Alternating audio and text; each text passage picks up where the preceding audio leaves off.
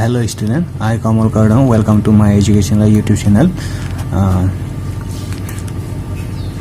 तो ছাত্ৰ ছাত্ৰীসকল যোৱা ভিডিঅ'টোত আমি ক্লাছ 7 আৰু চেপ্টাৰ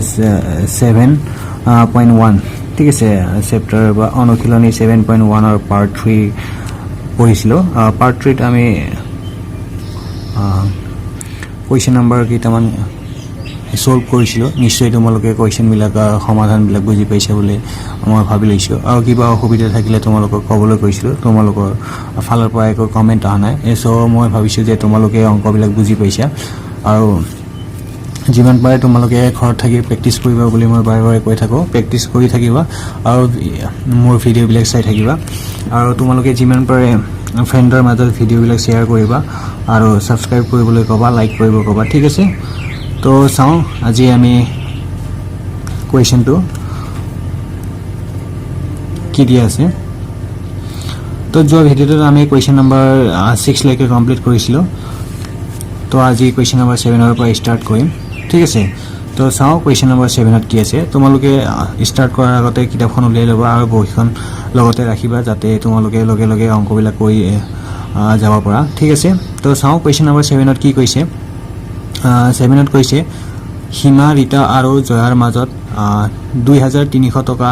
2:3:5 অনুপাতত ভগোৱা ঠিক আছে তো আমাক মুঠ এটা সংখ্যা দিয়া আছে আৰু ইয়াকে আমি তিনিজন মানুহৰ ঠিক আছে বা তিনিজনী ছোৱালীৰ মাজত আমি পইচাটো ভগাব লাগে ঠিক আছে তেনেহ'লে কেনেকৈ ভগাম চোৱা এনেকুৱা এটা অংক কৰিছিলোঁ আমি নিশ্চয় তোমালোকৰ মনত আছে তেনেহ'লে চাওঁ কুৱেশ্যন নম্বৰ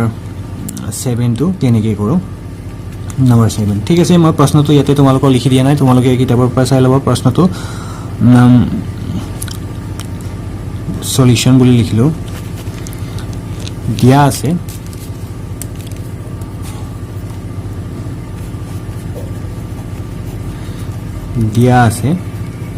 কি দিয়া আছে চাওঁ হিমা ৰীতা আৰু জয়াৰ মাজত মুঠ টকা বুলি মই লিখিলোঁ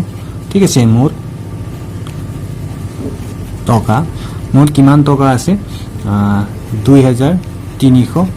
টকা ঠিক আছে আৰু অনুপাত দিয়া আছে আমাক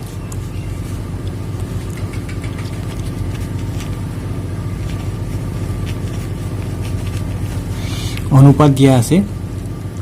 2:3:5 অনুপাতত ভাগ কৰিব লাগে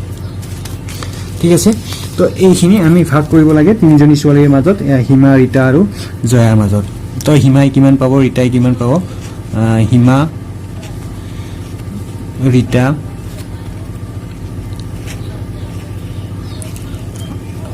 আৰু জয়া হিমা ৰীতা আৰু জয় কিমান পাব আমি ওলাব লাগে সো কেনেকৈ কৰিম মই ইয়াতে তোমালোকক দুটা পদ্ধতি শিকাইছিলোঁ নিশ্চয় মনত আছে তো মই দ্বিতীয় পদ্ধতিটো ব্যৱহাৰ কৰিছোঁ তো চাওঁ দ্বিতীয় পদ্ধতি কি আছিলে দ্বিতীয় পদ্ধতি আছিলে অনুপাতৰ যোগ ঠিক আছে তো এতিয়া আমি ওলাওঁ প্ৰথম আমি হিমাৰ ওলাওঁ এতিয়া তো হিমাই কিমান পাব চাওঁ হিমা বুলি মই শৰ্ট ফৰ্মত লিখিছোঁ হিমাই পোৱা টকা বুলিও তোমালোকে লিখিব পাৰা ঠিক আছে হিমাই পোৱা টকা তো চাওঁ হিমাই কিমান টকা পাইছে প্ৰথম হিমা আছে তাৰপিছত ৰীতা আছে তাৰপিছত জয়া আছে ঠিক আছে তো অনুপাতটোত হিমা ৰীতা আৰু জয়া এনেকুৱা লিখিব লাগিল ঠিক আছে হিমাই কিমান পাইছে 2 টকা যদি পায় ৰীতাই কিমান পাব 3 টকা পাব আৰু জয়াই কিমান পাব 5 টকা পাব ঠিক আছে এনেকৈ আমি বিলাই গৈ থাকিলে কিমানকৈ ভাগ কৰিব ভাগত পাব ঠিক আছে তো এনেকৈ আমি ওলাব লাগিল চাওঁ কেনেকৈ কৰিলোঁ প্ৰথম মই কৈছিলোঁ কি হিমাই কিমান পাইছে ঠিক আছে 2 টকা পাইছে যদি ৰীতাই 3 টকা আৰু জয়াই 5 টকা পায় তো 2 টকা পাইছে তেনেহ'লে অনুপাতটো কি কৰিব লাগিল যোগ কৰিব লাগিল ঠিক আছে অনুপাতকেইটা আমি কি কৰিব লাগিল যোগ কৰিব লাগিল আৰু ক'ৰ পৰা পাইছে 2300 টকাৰ পৰা পাইছে সো আমি 2300 টকা লিখিলোঁ ক'ৰ পৰা পাইছে হিমাই 2300 টকাৰ পৰাই পাব ঠিক আছে তো এতিয়া চাওঁ 2 লিখিলোঁ ওপৰত 2 3 5 ঠিক আছে 5 5 কিমান হ'ল 10 হ'ল 2 3 5 5 পূৰণ কৰিলে 10 আৰু 2 3 0 0 টকা মই কমা দি দিছোঁ ওকে তো এই শূন্য কাটিলে তাৰপিছত এতিয়া পূৰণ কৰি দিয়া কিমান পালে 2 0 গুণ 0 বা 2 পূৰণ আমি 2 3 0 বুলি লিখিলোঁ টকা তো এতিয়া পূৰণ কৰিলে 2 দুগুণ 4 3 দুগুণ 6 0 টকা তো হিমাই কিমান পালে 460 টকা পালে কিহৰ ভিতৰত 2300 ভিতৰত ঠিক আছে তো এনেকৈ আমি উলাব লাগিল নেক্সট আমি ৰিটাৰ উলাম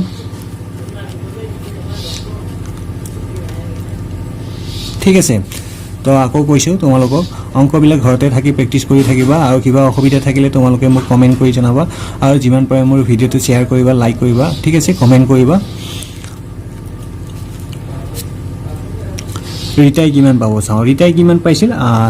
আমাৰ অনুপাতটো আছিল 2:3:5 ওকে ৰিটা আছিল নেক্সট টু ৰিটাই কিমান পাব 3 টকা পাব কিহৰ ভিতৰত 3 টকা পাব 10 টকাৰ ভিতৰত ৰিটাই 3 টকা পাব আৰু 2300 চাও 10 টকাৰ ভিতৰত ৰিটাই কিমান পাব 3 টকা পাব ঠিক আছে তো মুঠ কিমান টকা 2300 টকা হল 2300 টকাৰ ভিতৰত কিমান পাব চাও 00 কেনসেল কৰিলো ইয়াতে টকা তোমালোকে লিখিবা ঠিক আছে তো এতিয়া 3 পূৰণ 2 3 0 টকা তো পূৰণ কৰি দিয়া 3 দুগুণ 6 3 3 গুণ 9 আৰু ইফালে 0 টকা তো কিমান পালে ৰিটাই 690 টকা পালে তো একেদৰে আমি জয়াৰো উলাব পাৰিম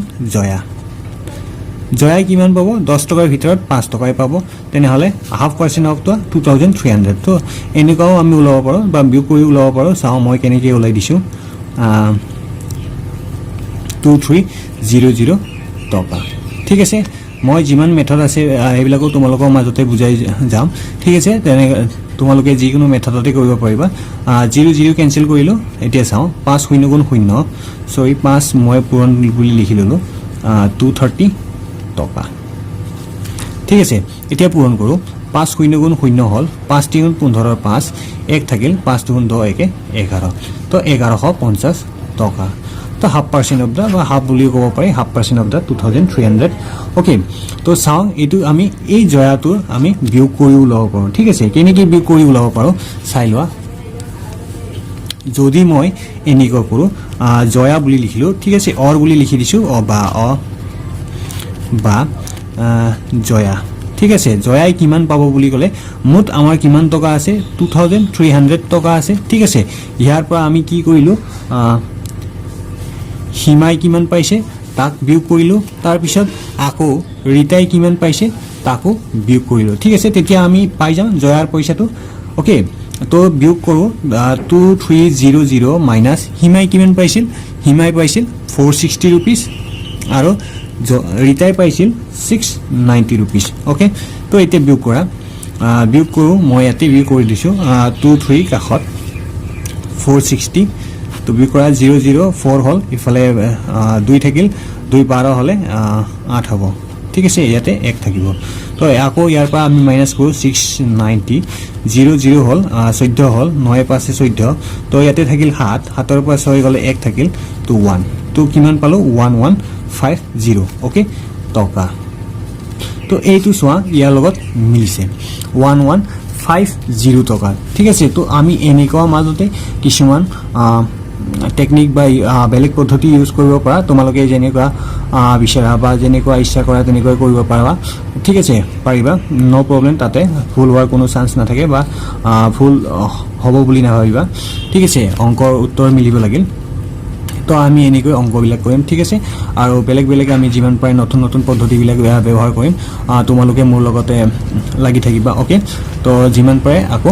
শেয়াৰ কৰিবা আৰু অংকবিলাক প্ৰেক্টিছ কৰি থাকিবা ঠিক আছে তো চাও নেক্সট কোৱেশ্চনটো তো আমি এইটো গম পালো এতিয়া চাও মুভ কৰো নেক্সট কোৱেশ্চনটো চাও নেক্সট কোৱেশ্চনটো কি দিয়া আছে তো নেক্সট কোৱেশ্চনটো দিয়া আছে নেক্সট কোৱেশ্চন ইজ গিভেন কি দিছে এখন গাঁৱৰ পুৰুষ আৰু মহিলাৰ সংখ্যাৰ অনুপাত দিয়া আছে 8:9 যদি পুৰুষৰ সংখ্যা ইমান গৰাকী তেন্তে মহিলাৰ সংখ্যা কিমান গাঁওখনৰ মুঠ জনসংখ্যা কিমান এটো চাও ইয়াতো তোমালোকক বেলেগ এটা পদ্ধতি শিকাম ঠিক আছে আগৰ পদ্ধতি যেনেকুৱা কৰিছিলো তেনেকুৱা কৰিম আৰু এটা বেলেগ পদ্ধতি ব্যৱহাৰ কৰিম ঠিক আছে তো চাও কেনেকৈ কৰো কোৱেশ্চন নম্বৰ 8 ঠিক আছে তো কোৱেশ্চন নম্বৰ 8 এখন গাঁৱৰ পুৰুষ আৰু মহিলাৰ অনুপাত দিয়া আছে ঠিক আছে মই দিয়া আছে বুলি লিখিলো সলিউশন বুলি লিখিলো ঠিক আছে সলিউশন দিয়া আছে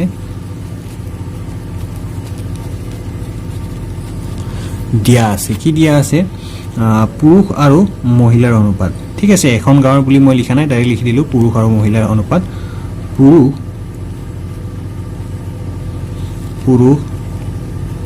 আৰু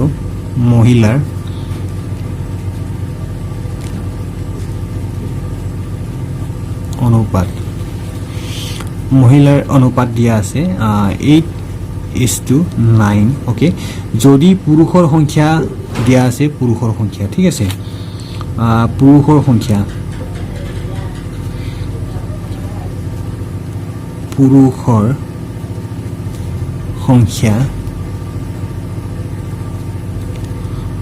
সংখ্যা কিমান গৰাকী 1360 গৰাকী তো মহিলাৰ সংখ্যা কিমান আৰু মুঠ সংখ্যা কিমান এটো ওলাব গৈছে তো মহিলা কিমান গৰাকী মুঠ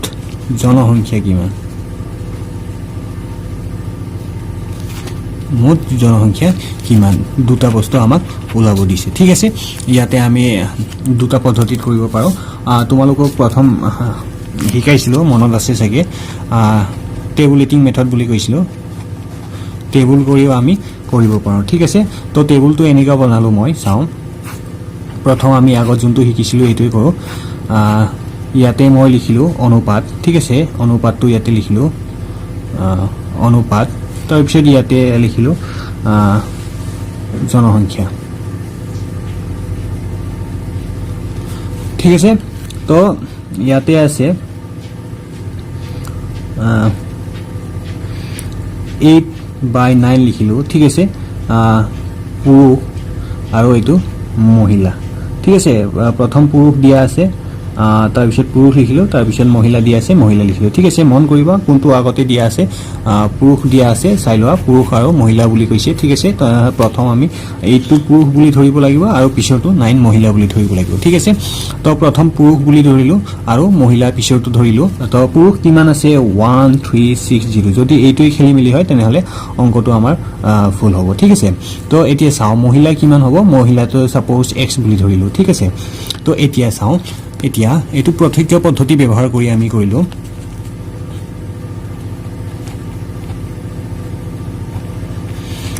পদ্ধতি ব্যৱহাৰ কৰি আমি পাও কি কৰিলো 8/9 কৰিলো ইকুৱেল 1360 ডিভাইডেড বাই x কৰিলো ঠিক আছে তো এটো আছিল ডাইৰেক্ট মেথড সো ইয়াকে আমি কি কৰিলো বজ্ৰপূৰণ কৰিলো 8x নিশ্চয় মনত আছে তো 9 * 1360 ওকে তো এতিয়া চাও ঠিক আছে x কৈছিলো তোমালোকক x2 অকলে কি ৰাখিব লাগে x2 অজ্ঞাত ৰাখি বা ঠিক আছে আমি x2 উলাব লাগিল সো আমি ইয়াতে লিখিলো 9 * 1360 ডিভাইডেড বাই 8 লিখিলো তো ইয়াকে কেনসেল আউট কৰো কি পাও চাও কেনসেল আউট কৰিলে কি হ'ব 9 আছে 8 দি যাব তো 8 দি এক হৰণ যাব 8 দুগুণ 16 8 গুণ 8 হলে 5 থাকিল 8 7 গুণ 56 তো 0180 ঠিক আছে তো কি ওলালে x = 9 * 180 ঠিক আছে তোমালোকে পূৰণ কৰি চাবা পাৰা কাখতে তো 8 0 8 7 গুণ 56 সৰি 7 হ'ব সৰি এটো 7 হ'ব 7 ঠিক আছে 8 0 56 5 8 1 8 9 10 11 12 13 okay 1360 তো 170 হ'ব এটো মই আকৌ কাখতে লিখি 170 okay x = 9 * 170 170 লগতে 9 ইনটু কৰিলো আমি কাখতে 900 হল 900 63 okay 0397 sorry 96 15 1530 ওকে 1530 হৈছে আমাৰ উত্তৰটো ঠিক আছে তো চাও 1530 উত্তৰ হয় নে নহয় গৰাকী মই ইয়াতে লিখিলো এতেকে মহিলা কিমান হল 1530 ঠিক আছে গৰাকী 360 মুঠ কিমান হ'ব মুঠ হ'ব 1530 প্লাস 1360 ওকে তো প্লাস কৰিলে কিমান হ'ব 000 হল 369 হল তাৰ পিছত 538 হল তাৰ পিছত 112 হ'ব ওকে 2890 গৰাকী ঠিক আছে তো আমি টোটাল 2890 গৰাকী পালো ঠিক আছে তো আমি এটা অল্টাৰনেটিভ ওয়েট কৰি চাম ঠিক আছে তো আমি বেলেগ পদ্ধতিত কৰিব পাৰো নে নাই আৰু এটা বেলেগ পদ্ধতি লৈ আহিছো তোমালোকৰ কাৰণে ঠিক আছে তো চাও এই পদ্ধতিটো কেনেকুৱা ধৰণৰ পদ্ধতি চাও বহুতো ইন্টাৰেষ্টিং মেথড হয় তোমালোকে আগতে নিশ্চয় পোৱা নাই বা কোনোবাই যদি পাইছে তো ঠিকই আছে যদি পোৱা নাই শিকি লোৱা তোমালোকে ভালকে চাও এই পদ্ধতিটো এটা ডিফাৰেন্ট পদ্ধতি মন কৰিবা ভালকে ঠিক আছে মই ইয়াতে তোমালোকৰ নতুন নতুন পদ্ধতিৰে শিকাবলৈ চেষ্টা কৰিছো যাতে তোমালোকৰ সহজতে বুজি পোৱা আৰু অংকত তোমালোকৰ মন বহে চাও এই পদ্ধতিটো কেনেকুৱা ধৰণৰ পদ্ধতি অথবা ঠিক আছে অথবা বুলি লিখিলো ভালকে শুনিবা তোমালোকে পদ্ধতিটো চাও আমাৰ অনুপাতটো দিয়া আছে 8:9 আৰু টোটাল নহয় অনুপাত তো 8 আছিলে এটো প্ৰ্যাকটিক্যালি বুজি লোৱা পুৰুষ আৰু 9 আছিলে মহিলা ঠিক আছে আৰু পুৰুষ কিমান আছে পুৰুষ মুঠ আছে 1360 গৰাকী ওকে তো মই সব ইয়াতে শর্ট ফর্মত লিখি আছো ওকে তো এইখিনি আমাক দিয়া আছে এতিয়া চাও অঙ্কটো তো 8 আৰু 9 যদি আমি এটা অঙ্ক সাপোজ 100 লিখিলো আৰু 200 লিখিলো তো ইয়াৰে আমি অনুপাত যদি উলাব লগা হয় তেনেহলে 1:2 বুলি লিখিছো তো 1:2 মানে অনুপাত ঠিক আছে তো অনুপাত মানে কি বুজি পালো আমি এটা সিম্পলেস্ট ফর্ম বা লঘিষ্ঠ আকাৰ কি আকাৰ লঘিষ্ঠ তো লঘিষ্ঠ আকাৰ হয় হয়নে তো অনুপাতটো হৈছে আমাৰ লঘিষ্ঠ আকাৰ ঠিক আছে তেনেহলে 8:9 মানে লঘিষ্ঠ আকাৰ আছে 1360 আছে যদি 1360 সাপোজ 1360 আমি কিমান পাইছো 15 কিমান পাইছিলো 15 তো কিমান পাইছিলো I think কিমান পাইছিলো মই পাহৰি গলো 1530 something কিমান আছিল সাউস 170 আছিল আৰু ইফালে 9 আছিল ওকে 90 জানি 63 ইফালে 6 আছিল 919 96 15 ঠিক আছে 1530 আমি কিমান পাইছিলো মহিলা এইখিনি পাইছিলো ঠিক আছে যদি ইয়াক আমি ৰেশিওত উলাও বা অনুপাতত উলাও কেনেকা সৰি ঠিক আছে অনুপাতত উলাও বা লঘিষ্ঠ আকাৰত নিও তেনেহলে কি হয় চাও 0 কেনসেল হল তাৰ পিছত 136 থাকিল আৰু 153 থাকিল চাও 136 153 দুটাকে কি কৰিলো 2 ৰে হৰণ কৰিলো চাও ইয়াকে 2 ৰে হৰণ কৰিলে 6 দুগুণ 12 আৰু 8 দুগুণ 16 ঠিক আছে তো আকৌ 2 ৰে যাব 3 দুগুণ 6 4 দুগুণ 8 আকৌ 2 ৰে যাব 2 এগুণ 2 7 দুগুণ 14 ঠিক আছে তো ইয়াকে 5 6 7 8 9 3 ৰে যাব 3 5 15 1 51 আৰু 3 ৰে যাব 3 গুণ 3 17 ঠিক আছে 7 গুণ 21 তো আমি চালো 17 কেনসেল হল সরি